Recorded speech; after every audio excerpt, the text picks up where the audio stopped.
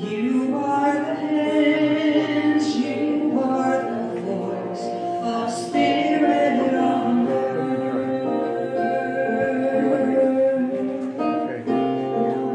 And who you are, and all you do is a blessing to the world.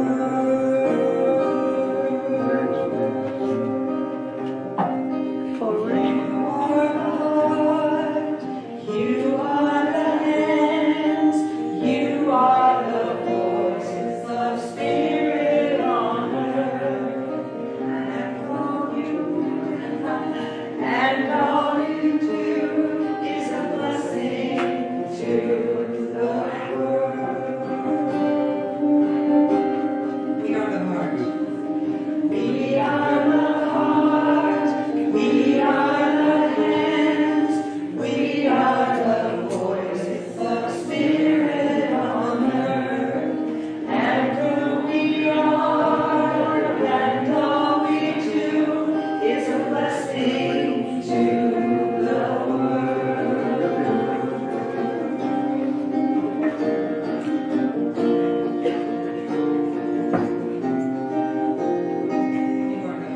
You are the heart, you are the hands, you are the voices of spirit on earth. And who you are and all you do is a blessing to the world. We are the heart. We are the heart. We are the hands. We are the voices of spirit on earth. And all we are and all we do is a blessing to the world. And all we are and all we do is a blessing to the world.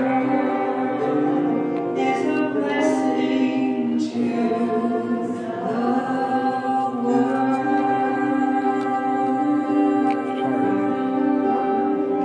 I want you to see what you're doing.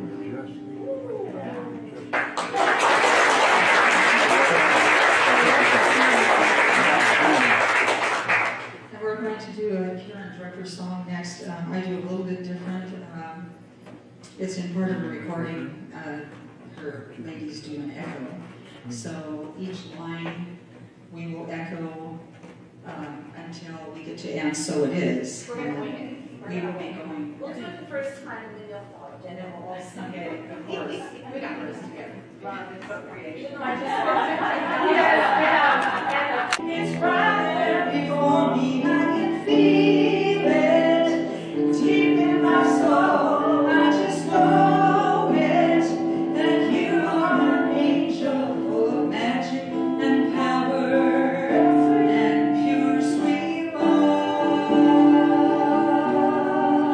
I see the goodness in you. I see the goodness in you. I see the wisdom in you. I see the wisdom in you. I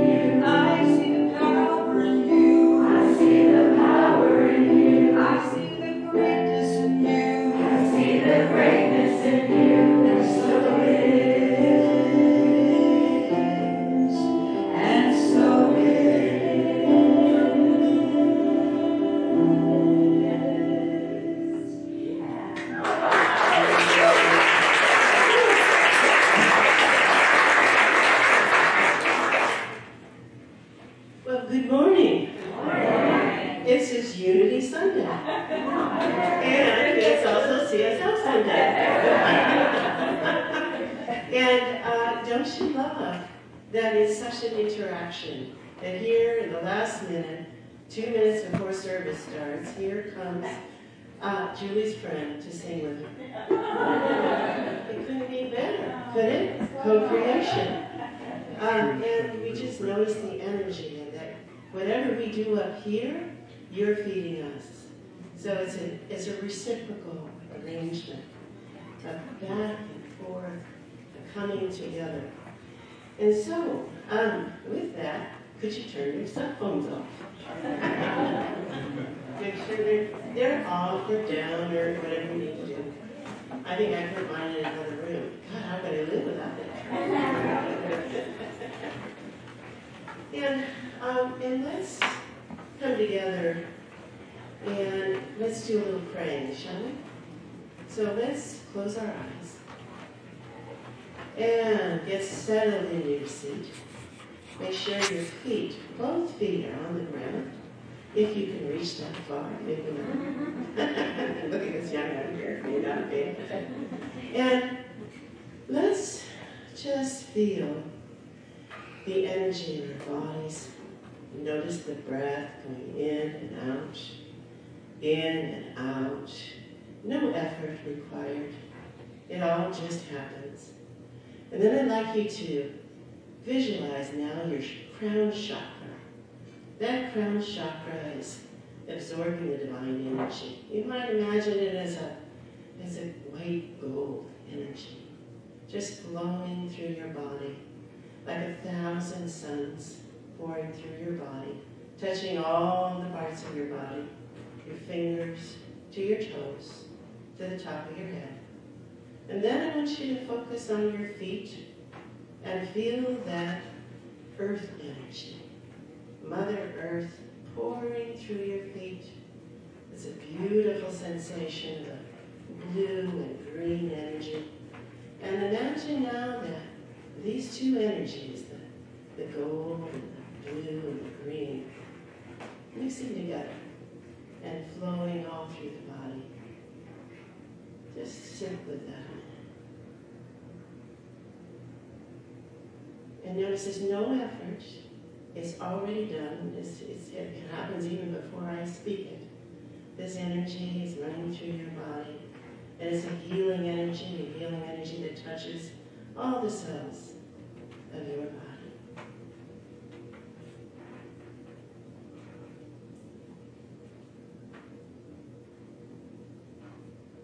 Now I'd like you to focus on the heart. Go to your heart space. You might even put your hand on your heart.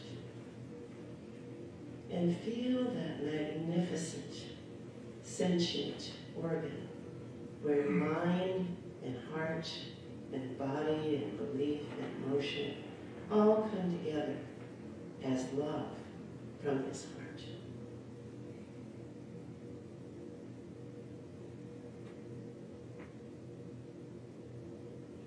Mother, Father, God, we see from our heart space there is no separation. As we bring our hearts together, we know we beat as one pulse, one rhythm together. And there's no separation between CSL and Unity, or that person and this person, or that color or that age or whatever. We are all one in this beautiful heart space.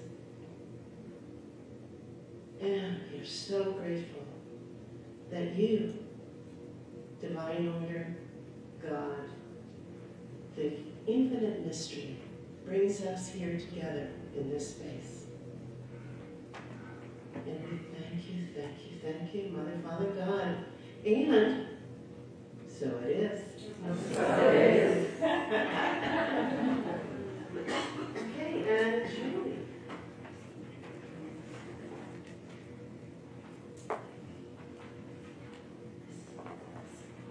A nice little waltz here that's in your hymnal. That's number 212. You can actually use a hymnal.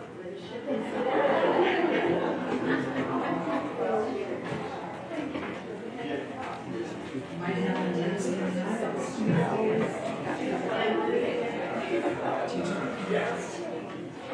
As we weave our lives into the beauty of nature, we also weave our lives into each other. And it's nice to see some familiar faces here today.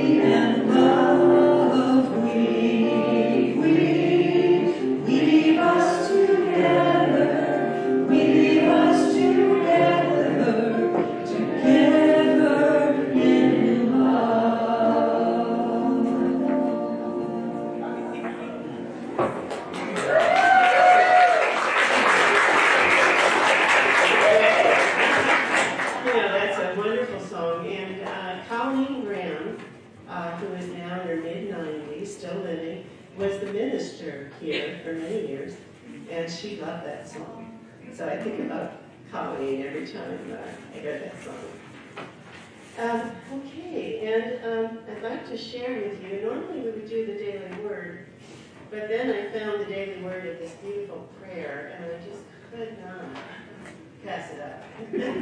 Daily word is the Unity magazine. It comes out, I think it's once a month, with something for every, or once a quarter, I forget which one. And it has just these beautiful articles and information for every single day. So, and I know that CSL has something similar. So, but this really struck me. This is from the Chinook tribe, and it's a song, and it's all about trees. So, I like trees. May all I say and all I think be in harmony with Thee, God within me, God beyond me, maker of the trees. In me, the windswept truth of short pine, fragrance of balsam and spruce, the grace of hemlock. In me, the truth of Douglas fir, straight, tall, strong-trunked land hero of fireproof bark. Sheltering tree of life, cedar's truth be mine, cypress truth, juniper aroma, strength of you. May all I say and all I think be in harmony with thee, God within me, God beyond me, maker of the trees. In me be the truth of stream lover, willow, soil-giving alder, hazel of sweet nuts, wisdom branching oak. In me the joy, crabapple, grape maple, vine maple, cleansing cascara, and lovely dogwood. And the gracious truth of the copper-branched arbutus, bright with color and fragrance, be with me on earth. May all I say and all I think be in harmony with thee, God within me, God beyond me, maker of the trees. Thank you, children. Okay. Announcements. So this, we call this Unity Sunday. This is the fourth Sunday, and of course we have CSL Sundays. We're doing a lot of co-creation.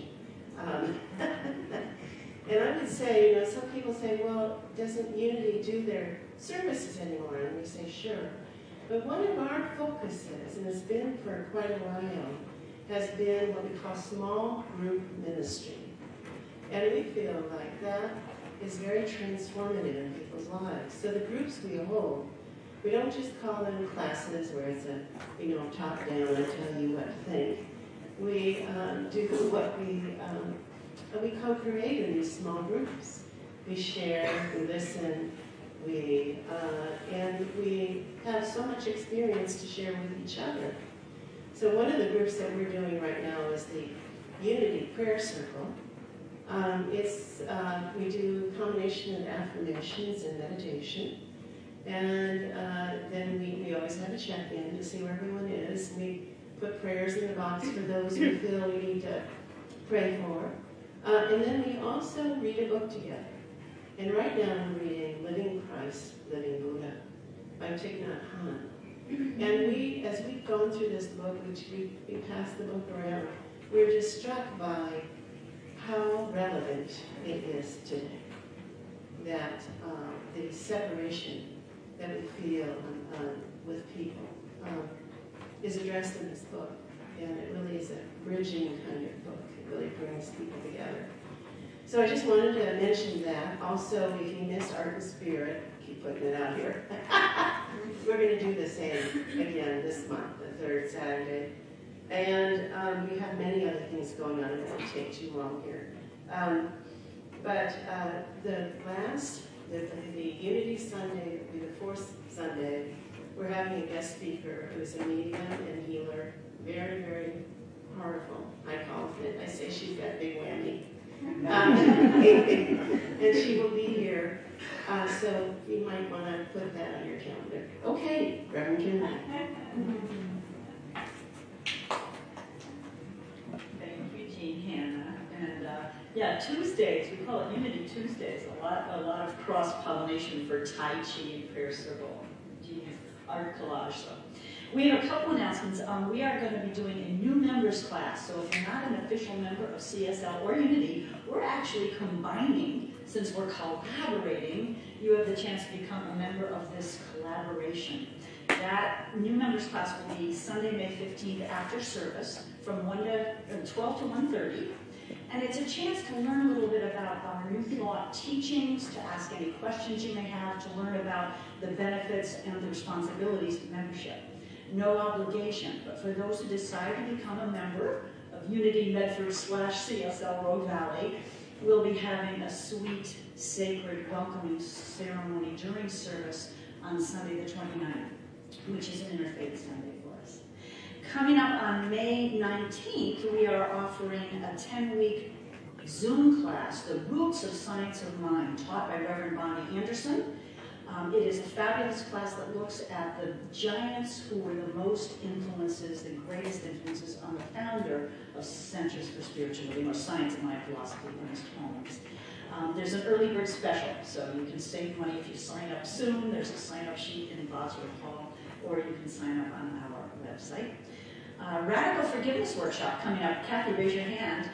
Kathy studied with Colin Tipping. Powerful workshop coming up the first weekend in June. Stay tuned, more coming on that. And finally, our guest speaker, who you'll hear more about in a moment, Stef Swink, has an awesome retreat coming up at the beautiful Alton Collins Retreat Center right here in Oregon.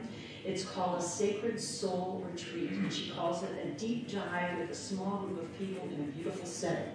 Try to beat that, huh? There will be flyers in the social hall. And once you hear her speak, I know a lot of you will be interested in pursuing that. That's it. Thank you.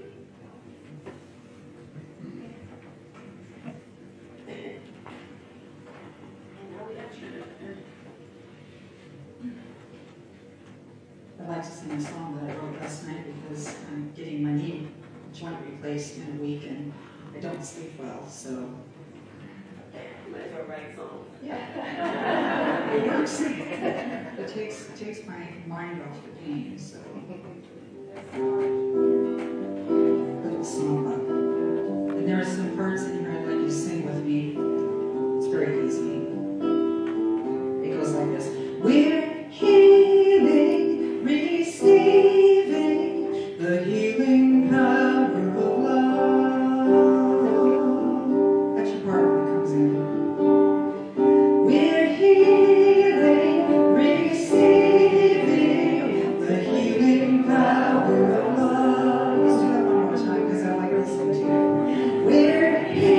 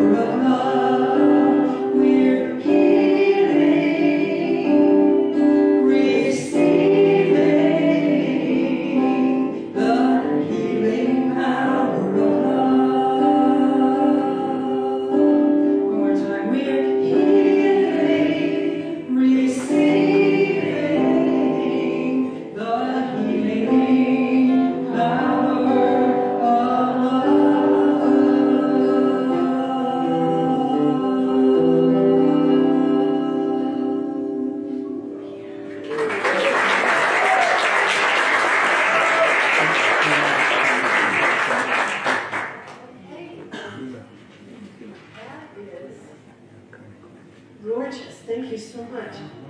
And Reverend Kimberly is going to introduce our speaker. I'm going to go sit over here. So I can see her. Well, this is an honor that I asked for this morning. Stef Swink is our guest speaker this morning. She hails from Colorado. She was here to do a co-creation weekend with our leadership team, and a couple of weeks ago did a healing service that Unity members and Science and Mind members were a part of. Stef is a practitioner emeritus, which means she's been a licensed spiritual counselor actually for 22 years. You get to be emeritus at 20. And she actually was a ghost writer and protege of Louise Hay, the famous New Thought pioneer and author. She wrote letters, advice letters, to answer letters Louise had received. And you may know her if you read our Science of Mind Monthly magazine. You'll recognize Stef because she has a monthly column, advice column called Ask Stef. You can submit your questions to do that. Right now, Stef is a mentor, spiritual counselor, inspirational speaker, and she facilitates this powerful co-creation process, which I'm sure she'll be telling us more about in a moment. It's so cool because we're hearing co-creation, collaboration. Really, we're saturated with this right now. We need it so much, don't we, in this time. So a couple more things before I turn it over to Stef. I love this from her website. She wrote, "I'm a lover of life, all of it. The beautiful, mysterious, heartbreaking, hysterical, terrifying, and miraculous. I believe life itself is a miracle of such vast proportions that it is our soul's obligation to live it and love it as fully as possible," which I will tell you, I believe Stef does. Lastly, she says, "My faith is in what I like to call divine, creative love intelligence. I'm convinced we are made of and constantly co-create with that mysterious, undeniable life force," which she helped us do this weekend. I give you Stef Swink.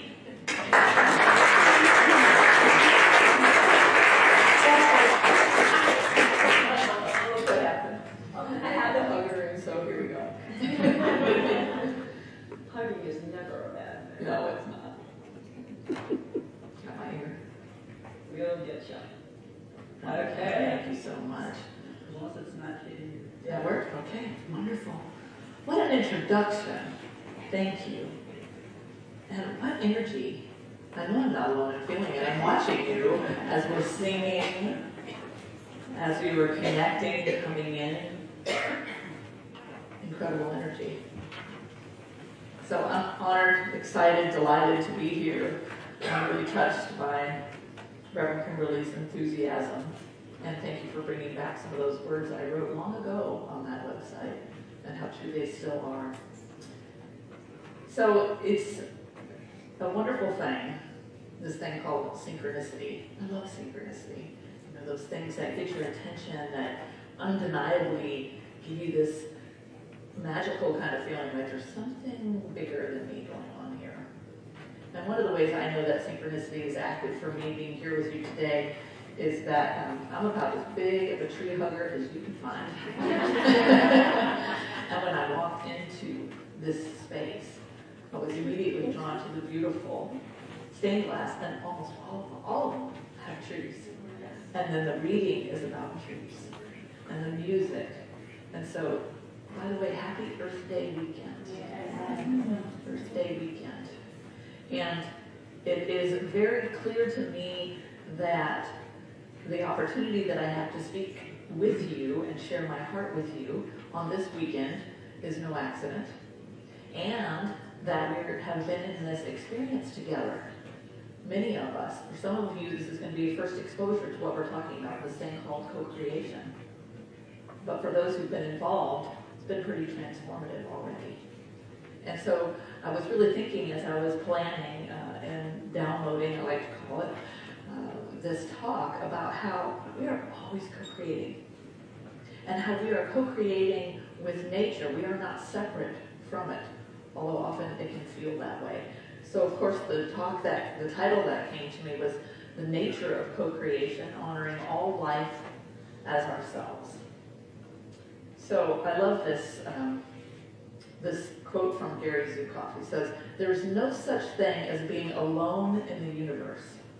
And there's no such thing as creating alone. Everything, every impulse, every creative gift of beauty, everything is a co-creation." So I don't know about you, but there's a lot of opportunities to feel separate. There's a lot of things that can cause us to feel like we are isolated and alone. Hello, COVID, right? I mean, this is extraordinary. And this is coming back into community, in physical community.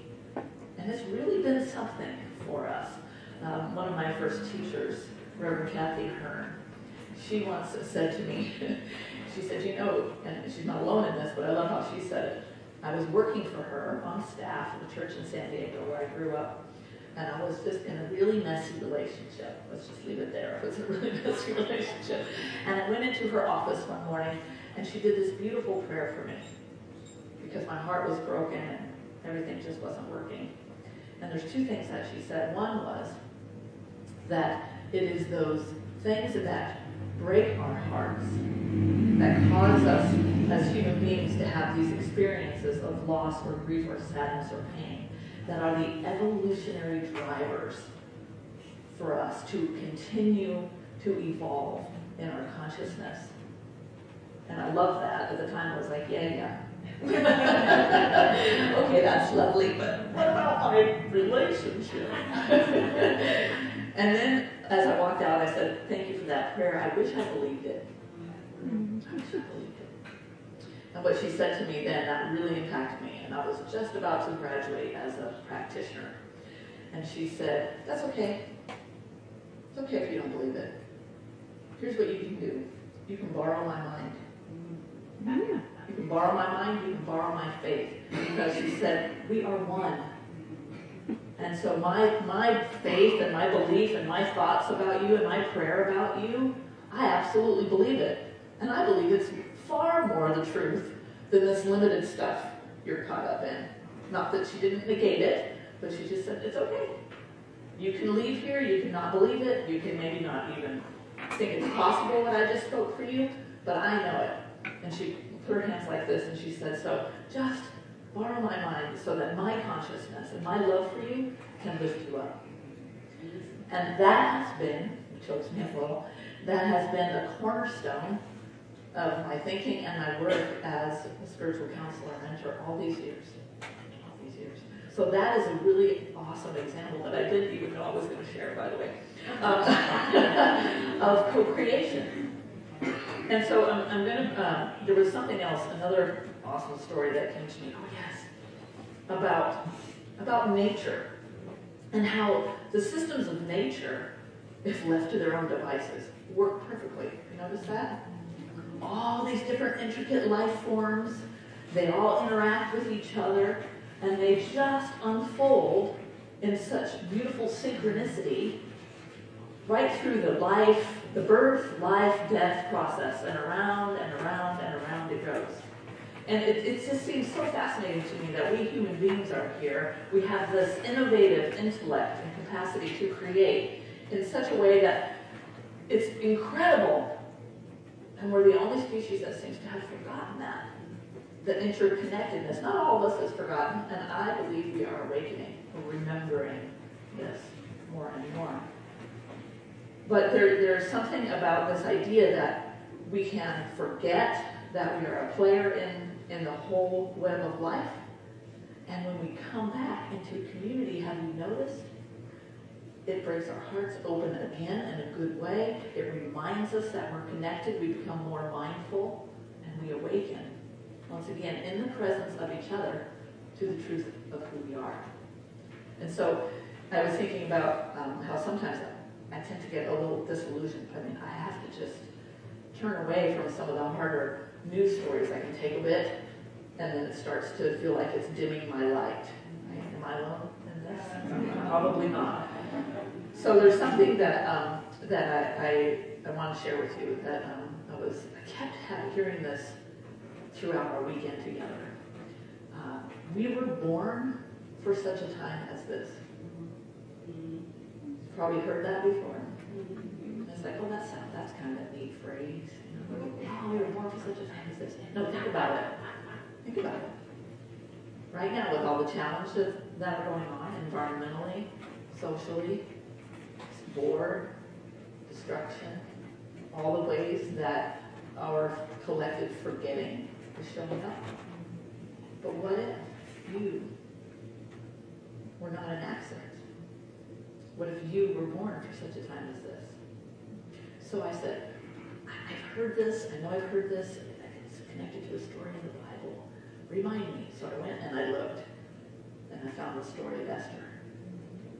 And how Esther, she was the wife of a Persian king, who, at great risk of her own peril, persuaded him to withdraw an order for the annihilation of the Jews. And so she was scared. She knew that at the time, as a woman, and with all that was going on, that if she stepped forward and she made an attempt to change the direction of something that was happening, that she was putting her own self at great risk. That she heard that. She heard God say to her, you were born for such a time as this. Isn't that cool? I think that's so cool. So it's like, oh, thanks. Thank you, Esther. Thank you for that story. So, okay. So I want to talk about that. If we were born for such a time as this, then I'm just going to put it out there to all of you who happen through the synchronicity of this infinite creative universe to land here today with this group of people and me sharing with you, not by accident. So just what if there was enough power in this room that if we took that in, hey, I was born for such a time as this, and we surrendered to that presence of God and that presence of love that is uniquely expressed as each one of us, and said, okay, what do you want to do through me? What do you want to do through me? And we sometimes can get a little, or a lot, overwhelmed. Right? Overwhelmed. Or is that, again, just me, you guys aren't nodding like that. I totally get overwhelmed. No, I'm talking overwhelmed. Right? And what overwhelm tends to have us do is retreat. Or want to retreat. And go and pull the shades on the darkness of the world and go back into this place of me, mine, and ours. It is not wrong. It is a survival strategy. And it works until it doesn't. So we were born for such a time as this. I want to say to pull back that shade. And to step, yes, into the light, but it might require us to look at the dark. Right? And say, what is mine to do? What is mine to do? And then you'll maybe get some nudge. It could be something seemingly minor. Maybe I'll call my sister, who I haven't talked to in a few weeks because I got mad at her. Or maybe I'll go and volunteer. Whatever that might be, it takes courage to listen to it, doesn't it? But it takes even more courage to then do what Esther did and actually take action. And that's where the benefit of community really comes in. That's where we can go and say, oh, I got this call on my heart. Can I borrow your mind? And I bet you your friends, I bet you they'll say yes. So another thing I want to say about that is how it relates to this weekend and what we did together. So we began, as Kimberly shared, with kind of an open community experience called a healing learning service. And together in that process, there's about 25 people, I believe. We got together on Zoom, like a lot of people don't love that, but you know, that's how it works, and we all did it, we showed up, and we went through this process where each of these brave souls decided that they were going to say yes, and not really knowing what they were in for. And and what I did is I took them through this wonderful experience called the feared faith process. And they bravely were able to look and see where they had an error or a false belief that was blocking them from their good, from their joy, or from maybe stepping out like Esther and doing what you're called to do. And so they all committed, okay, they're going to go from that experience together, and they're going to do this spiritual practice to dislodge that thing, to set themselves free, to open up to the possibilities. And so that set the stage for what then 12 people came together over the Friday night and Saturday. And collectively, they downloaded, I want to say, I like to say that's kind of what happens to me when I'm in meditation or prayer. Something comes in. And that sounds so simple. Let me tell you, the process is not that simple, right? For those of you who are yeah, that's why it took Friday and all day Saturday. So I want to read it to you. Okay. I want to share it with you. See how this touches you. And this impact, so also the other thing that is beautifully synchronistic is that it's this collaborative Sunday. So we do this process called co-creation for Center for Spiritual Living Rogue Valley, and we do it right here in the home of Unity, and some Unity members participated in that initial experience together. And so as I speak this, whether you've been a part of any of that or you've never set foot in here before, let's just see how this might touch or inspire you. So it starts with a promise. We call it a promise from God, which is a quote from some sort of sacred text. So, and you know, hey, if I can get through this without crying, we'll see how it goes. Man, Kimberly, not helping, by the way. All right, so God has promised. We are immersed in and saturated with the vital essence of life. It's a pretty cool statement. We are immersed in and saturated with the vital essence of life. There is wholeness in everyone, in everything. That is the promise upon which this sacred covenant, this holy agreement, came forth. Our purpose is wholeness, nothing missing, nothing broken. I'm going to say that again. Wholeness, nothing missing, nothing broken. Our vision, a beacon of love and celebration of oneness. The vision is how this is going to be revealed in the world. We are a beacon of love and a celebration of oneness. The intentions for the spiritual community are to create community connections that are nourishing, vibrant, inclusive, and fun. Sign me up. To create community connections that are nourishing, vibrant, inclusive, and fun. To lovingly embrace, engage, and uplift the larger community in support of inclusion, justice, and peace. And I just have to pause there and say, you know, every single one of these words and every single one of these, I'm literally serious, had to go through a process of all 12 people coming to a place of agreement. And was that always immediate and easy? No. But it was collaborative.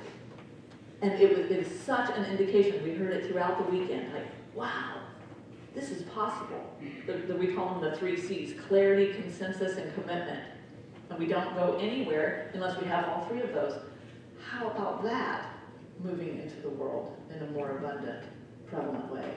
Everyone being clear, being in agreement, and then committing. So here's a few more. To provide educational opportunities that teach science of mind principles, enhance spiritual growth, and deepen the consciousness of oneness.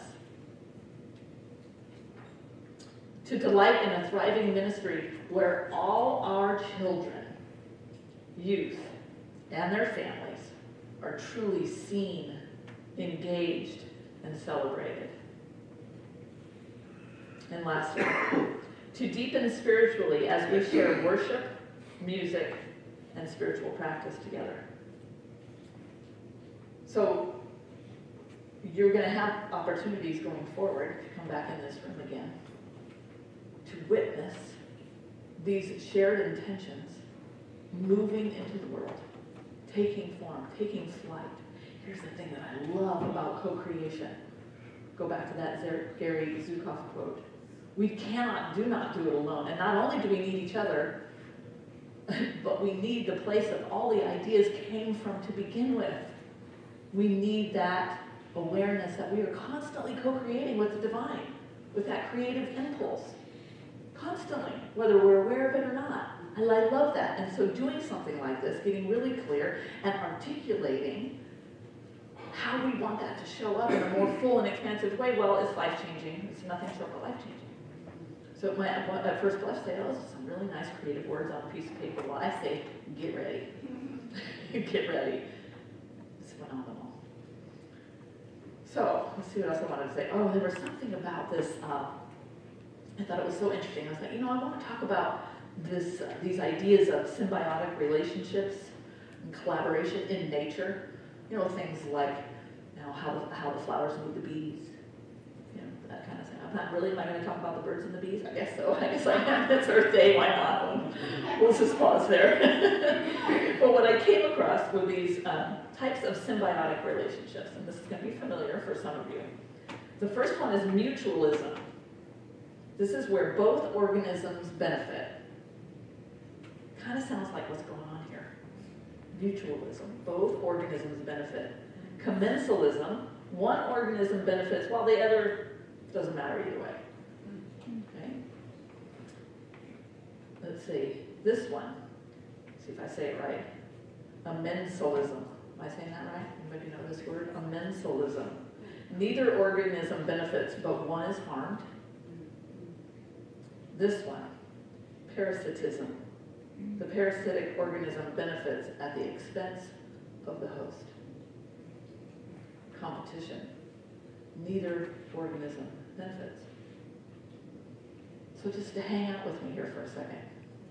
Where do you see yourself? What are your relationships most reflective of? And I really want to be go humanity, go. Let me tell you, I'm such a nature lover, I'm such an animal lover, and I'm such a people lover. And so I'm just acknowledging that when I was reading this, I'm like, I kind of see us hanging out a little bit in that parasitism thing. Right, I'm going to read it again. One organism benefits at the expense of the host. So if we're talking about Mother Earth and us, and then we're not separate ultimately, but look what's happening, right? One is not benefiting. The planet is not benefiting. But what's beautiful is that this can change. This can change when we each individually decide it's time for it to change. Within us, in the smallest ways and in the larger ways. And one of those ways is to show up and be a part of a community and be an active part of the community. Okay, so let me just pause and check. Do you need some support for him? Yeah, I'm going to call. Is he going to go? Okay, all right. Let's send our energy over here, just some prayerful energy. We're going to call for him to get some support right now, okay? Send some energy there. This is exactly what I'm talking about what's possible right now.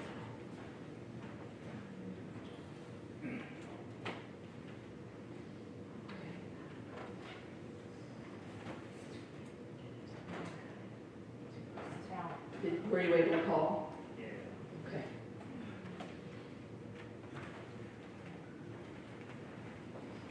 Send love. Send love.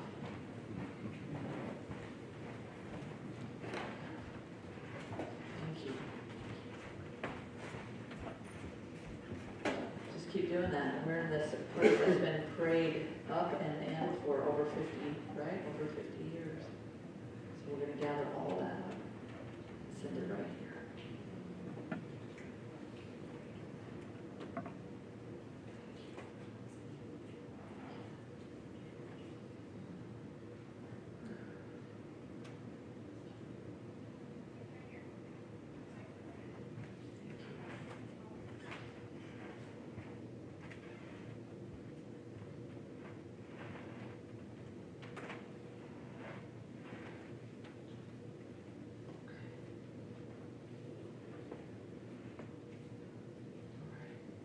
You can feel it.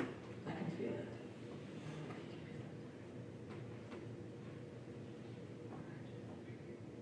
So just keep that energy moving. His direction is moving a little bit better right now.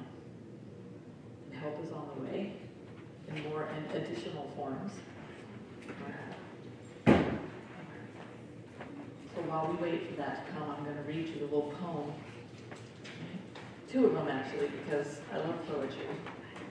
Let's see if I can find that first one. This one. How many of you have heard of the poet David White? One of my favorites. You are not a troubled guest on this earth. You are not an accident amidst other accidents. You were invited from another and greater night than the one from which you have just emerged. Now, looking through the slanting light of the morning window towards the mountain presence of everything that can be, what urgency calls you to your one love? I love this line here. What shape waits in the seed of you to grow and spread its branches against a future sky? Is it waiting in the fertile sea, in the trees beyond the house, in the life you can imagine for yourself, in the open and lovely white page on the waiting desk?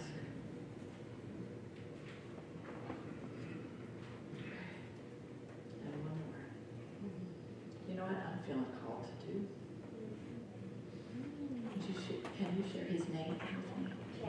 Ted. Hey, Ted, can I say a prayer for you right now? Can I say a prayer for you right now, Ted? Yes? Will you join me? Join me in prayer. So I acknowledge that the presence and power of that incredible creative intelligence that we call love is right here in this space, and is vibrantly moving through the mind, body, and spirit of Ted. And that through the amplification of our agreement about this, that good that is God is reviving, restoring, and caring for him on every level, in every way, in this moment.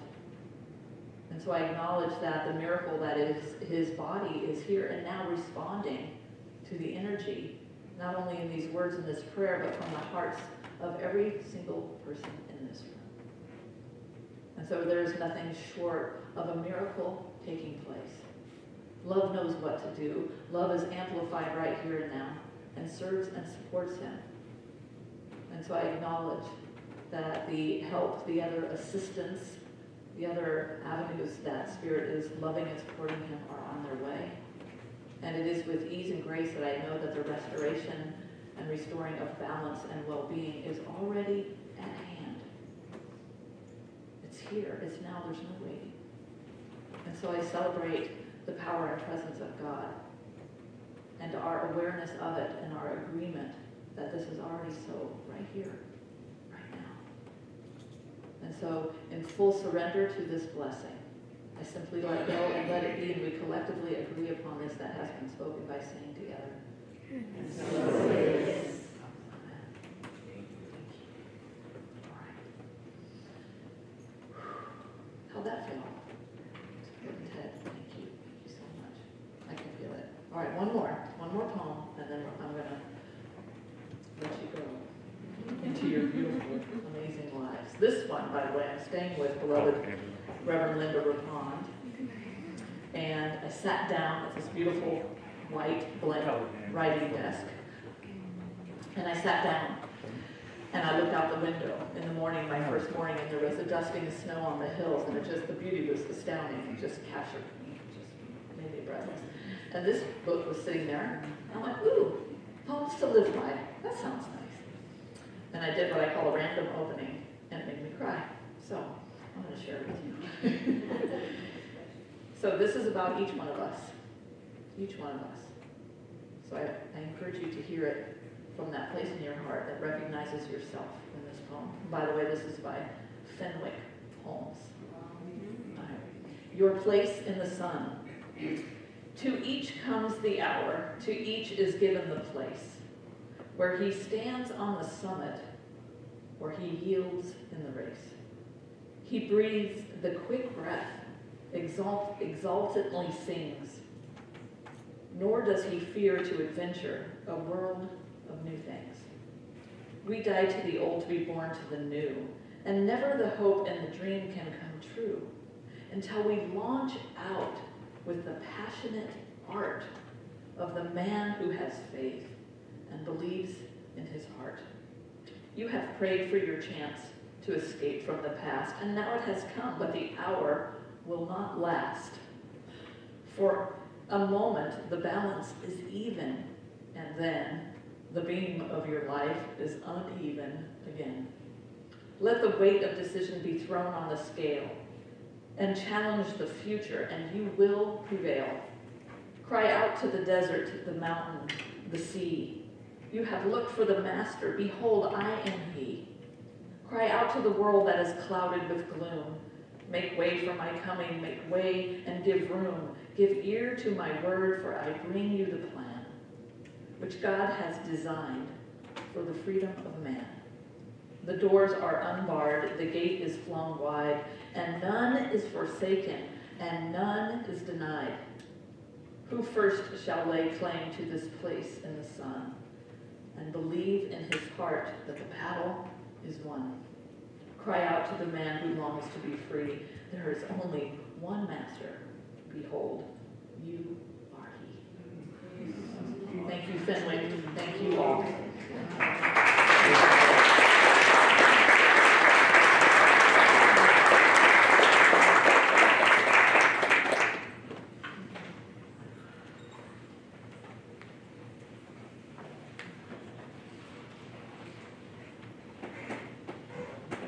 Once again, thank you, Stef. What an inspiration you've been to us this morning. Thank you so much. And it is time, looking for Diane and Wendy. Where are you? Okay, it is time to show our appreciation and sharing.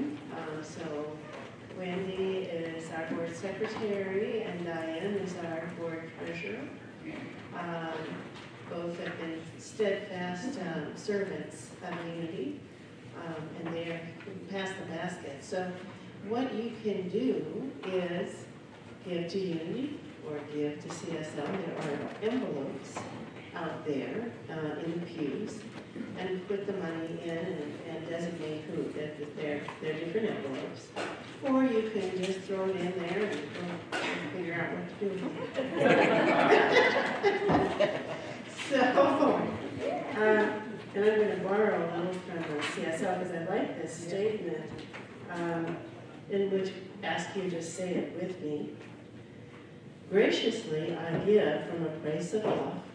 Graciously I give from a place of love, Knowing that as I give, so do I richly receive. so do I richly receive. And so it is. So it is. And let's see, do I need to say anything more about that? We'll have music, and let's share that joy.